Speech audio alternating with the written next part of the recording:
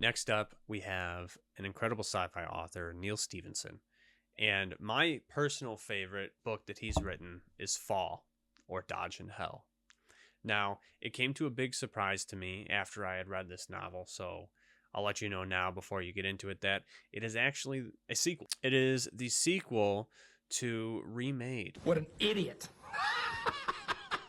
And I read this book without even knowing that Remade existed, and I was not lost. So I want to let you know that you don't have to read what I guess I'll call book one before reading this book. I think that it serves as a standalone novel.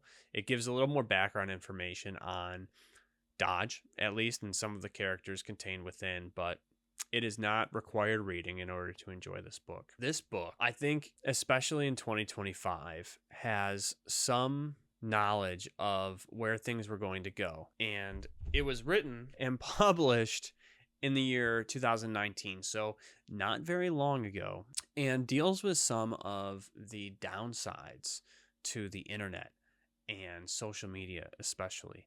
And it kind of calls out and predicts something that I think will come to pass, and that is the amount of misinformation that is available on the internet and our inability to discern what is true and what is false. So, this in the beginning of the book tackles misinformation, bots, and the unreliability of the internet and people's ability to fake who they are and say whatever they want and be a keyboard warrior. There's a little bit of a time jump.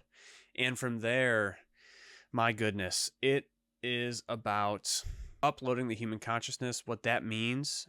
Do we really die? What that looks like after death? The way that those alive deal with it, how it could be monetized and turn into the next level of consumerism, how to allow your average Joe the opportunity to take part in it besides just the hyper rich.